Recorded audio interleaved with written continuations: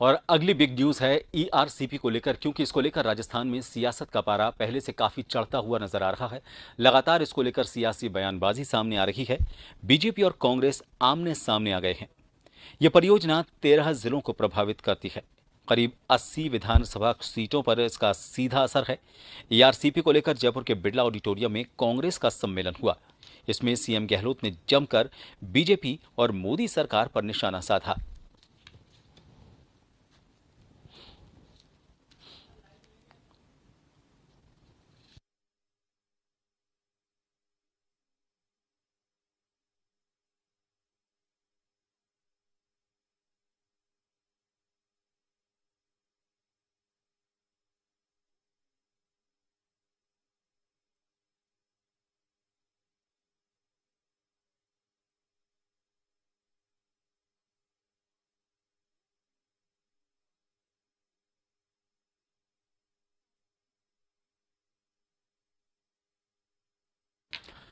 और ईआरसीपी को लेकर आज एक कार्यशाला भी जयपुर में हुई है, और इस कार्यशाला में उन 13 जिलों के जो कांग्रेसी कार्यकर्ता हैं, जनप्रतिनिधि हैं, उन सभी को बुलाया गया।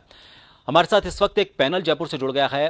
सबसे पहले उनसे आपका इंट्रोडक्शन करवा देते हैं। जन टीवी के न्यूज कोऑर्डिनेटर योगेंद्र शर्मा जी हमारे साथ यहाँ जुड़े हुए हैं, और इसके साथ ही कांग्रेस नेता अरुण शर्मा जी और आशीष चतुर्वेदी जी बीजेपी प्रतिनिधि के तौर पर हमारे साथ जुड़े हुए हैं।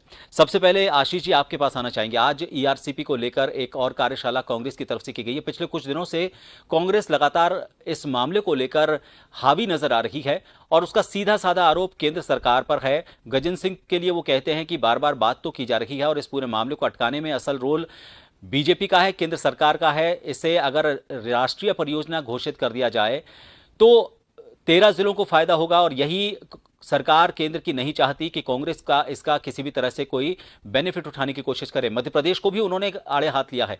आपकी क्या प्रतिक्रिया होगी आज जो वर्कशॉप की गई है उसको लेकर? देखिए, जहां तक ये ईआरसीपी का मुद्दा है, ये राजस्थान के 13 जिलों के लिए बहुत महत्वपूर्ण मुद्दा है। और इसमें किसी में कहीं कोई कंफ्यूजन नहीं है कि ये जो 13 जिले हैं इसके लिए वरदान साबित होगा। इस पूरी योजना की परिकल्पना की बात करें तो इसकी परिकल्पना भारतीय जनता पार्टी की जो सरकार थी वसुंधरा जी के नेतृत्व में, उन्होंने इसकी परिकल्पना रखी थी।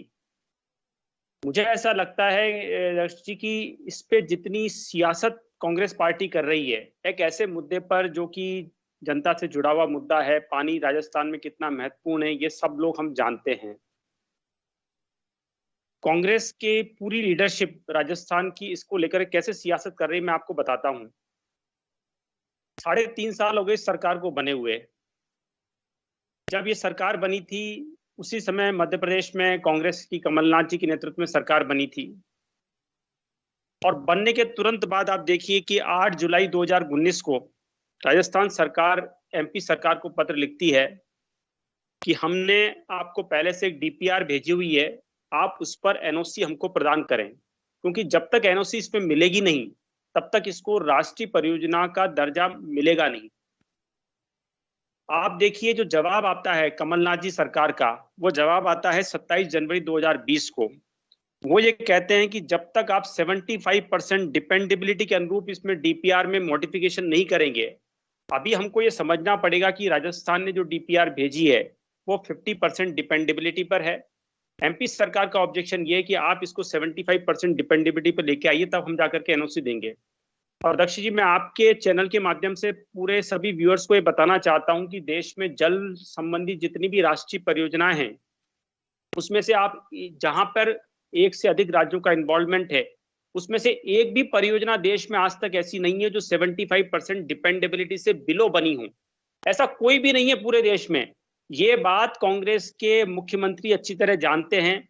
उनके पास बहुत लंबे समय तक आप देखिए जल संसाधन राजस्थान का मंत्रालय रहा है, लेकिन जान करके वो इसको सियासी मुद्दा बना रहे हैं। आप देखिए 3.5 साल हो गए, 2.5 साल ऑब्जेक्शन आए हुए हो गए कि आप इसको 75% कर दीजिए, लेकिन ये डीपीआर में चेंजेस कर नहीं रहे हैं, ये सियासत करते हैं। आप देखिए अभी राहुल गांधी जी से जब 7 दिन ईडी पूछताछ कर रही थी तो मुख्यमंत्री जी पूरे मंत्रिमंडल को लेकर के दिल्ली में बैठे हुए भ्रष्टाचार के समर्थन में दिल्ली में बैठे हुए थे, धरने दे रहे थे। क्या आपने कभी सुना है कि ईआरसीपी के मुद्दे पर मुख्यमंत्री जी दिल्ली गए हों? अगर मुख्यमंत्री जी की नीयत साफ है तो मुख्यमंत्री जी को इसमें जो भी टेक्निकल क्लिचेज हैं जी। उनको दूर करना चाहिए। मैं अरुण जी से इसको लेकर आपका ये कहना है कि कांग्रेस इस मामले को लेकर राजनीति कर रही है, जो इसमें एक फ्लेक्सिबिलिटी होनी चाहिए थी, और दो राज्यों के बीच में जो इसमें शर्तें हैं, चाहे कमलनाथ के वक्त की बात करें या अभी की बात करें, उसमें डिपेंडेबिलिटी है, उसको लेकर एक बीच का रास्ता निकाला जा सकता है। अरुण जी, आपने सुना आशीष जी का ये कहना है कि बात डिपेंडेबिलिटी की है, और जो एक स्टैंडर्ड प्रोसेस होता है किसी भी राज्य के बीच में जल के बंटवारे को लेकर, वो स्टैंडर्ड प्रोसेस अगर फॉलो किया जाए तो ये जो परियोजना है बहुत जल्दी पूरी हो जाए। अरुण जी। देखिए दोस्त, ये अब बहुत स्पष्ट हो गया है कि ये जो ईस्टर्न कनाल प्रोजेक्ट का राष्ट्रीय परियोजना घोषणा करने का जो मसला है, इसमें अब बिल्कुल बीजेपी खुले आम आ गई है कि उसका रुख क्या है। क्रोनोलॉजी तो अभी आशीष ने आपको खुद ही बता दी कि ये एक्चुअली वसुंधरा राजे जी के टाइम पे ये प्रपोजल बना। 2019 में जो चुनाव की रैलियां थी, उसमें प्रधानमंत्री जी ने बड़े प्रमुख रूप से राजस्थान की जनता को आश्वस्त किया कि इस योजना को राष्ट्रीय योजना बनाने में हम पूरी मदद करेंगे, सहायता करेंगे, और ये काम पूरा होगा। पिछले 2.5 साल से ये जो राजनीतिक तमाशा चल रहा है, और इतना खुला हुआ है ये कि आप देखिए, अभी पिछले दिनों गजेंद्र सिंह शेखावत, जो अपने आप को काफी पॉपुलर नेता या प्रोजेक्ट करने में लगे हुए हैं, मुख्यमंत्री की कुर्सी शायद निगाह में है उनके, वो कई बार बहुत बचकाना बयान दे देते हैं और उसमें सारी पोल खुल जाती है। वो यहां तक उतर आए कि उन्होंने कहा कि सचिन पायलट जी से 2020 में चूक हो गई। अगर वो, उनका कहने का मतलब था, टूट के इधर आ जाते तो ये कनाल प्रोजेक्ट कब का ही पूरा हो गया होता। इसका स्पष्ट मतलब है कि ये प्रोजेक्ट डेलिबरेटली रोका गया है। या तो इनकी फ्रेंडली सरकार आएगी तब ये बनाएंगे, या इनकी खुद की सरकार आएगी तब बनाएंगे। इस तरीके की राजनीति राजस्थान की जनता कभी भूलेगी नहीं, इस बात को, इस वादा खिलाफी को, इस विश्वासघात को। और मुख्यमंत्री ने, आप जानते हैं, 20 बार ये प्रपोज किया है कि बीजेपी कांग्रेस को मिलकर इसमें काम करना चाहिए, राजस्थान के हितों का ध्यान रखना चाहिए। उन्होंने कई बार आह्वान किया है, अपन दिल्ली चलते हैं मिलके, विधानसभा पटल पे भी किया है। लेकिन इनका तो रुख बहुत साफ है। ये कोई भी जनहित का काम जिसका गलती से क्रेडिट भी कांग्रेस को मिल जाए, जबकि मुख्यमंत्री ने ये भी कहा है कि क्रेडिट आप ले लेना। 24 सांसद जिस बेशर्मी से वहां चुप बैठे हैं इस मामले में, राजस्थान की जनता को जरूर जवाब देगी। जहां तक हमारी पार्टी का सवाल है, हम इस प्रोजेक्ट को जरूर पूरा करेंगे। ऑलरेडी हमने एक सैंक्शन जो हमारे बस की थी वो कर दी है। लेकिन इस देश में अगर मंदिर बन सकते हैं जनता के सहयोग से, क्राउड फंडिंग से, एनजीओ के सहयोग से, तो जरूर इतनी महत्वपूर्ण योजना जो राजस्थान के लिए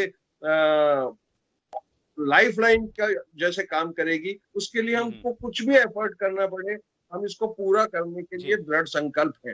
केंद्र मदद करे, बहुत अच्छी बात है, लेकिन जो रुख चल रहा है इस समय तक का जो रुख है, और जिस लेवल की राजनीति पे उतर आए हैं ये लोग, हमें कोई बहुत ज्यादा उम्मीद नहीं है, क्योंकि सारे प्रयास विफल हो चुके हैं। मुख्यमंत्री जी के पत्र हों, अफसरों की विजिट हो, ये सारे प्रयास फेल हो चुके हैं।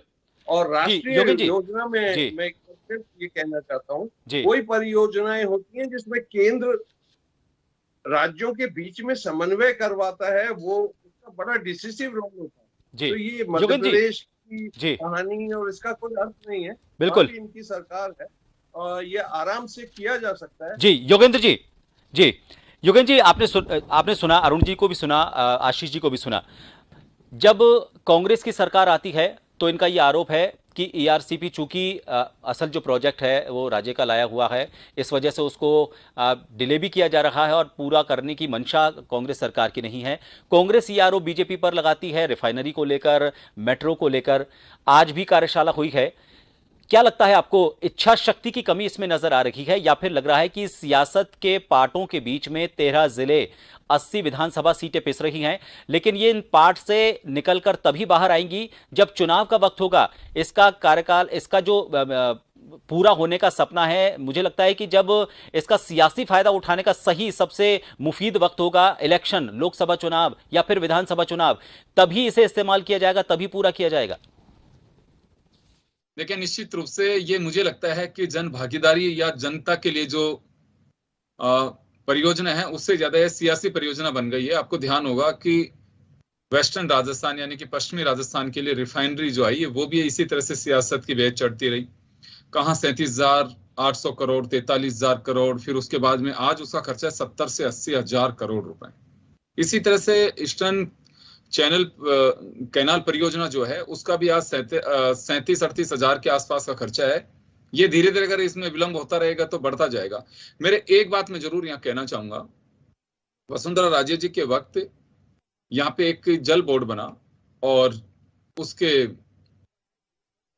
श्री राम वैदेरे साहब को अध्यक्ष बनाया गया था, कैबिनेट मंत्री का दर्जा था उनके पास में, काफी काम भी किया उन्होंने। उन्हीं की बनाई हुई डीपीआर है ये। उसके अलावा एक रिटायर्ड चीफ इंजीनियर हैं, उन्होंने काफी इसमें मदद की। इस परियोजना को बनाने का मकसद साफ था कि पानी जो वेस्टेज जा रहा है उसको हम यूटिलाइज कर सके और ये 13 जो जिले हैं उनमें उसका बेनिफिट मिल सके। डीपीआर उस वक्त की वैदेरे साहब ने बनाई। आज वैदेरे साहब गवर्नमेंट ऑफ इंडिया में है, वहां पे सलाहकार के रूप में काम कर रहे हैं। तो ये नया तो इसमें कुछ परिवर्तन है नहीं। जिस व्यक्ति की इतनी एक्सरसाइज थी पहले से ही, तो मुझे लगता है कि उसी वक्त ध्यान दिया जाने की आवश्यकता थी। राजनीतिक दल इसे राजनीतिक मुद्दा बना रहे हैं, बेसिकली राजनीतिक मुद्दा नहीं है। ये जनता की सुविधा से जुड़ा हुआ मुद्दा है, जन सुविधा से जुड़ा मुद्दा है।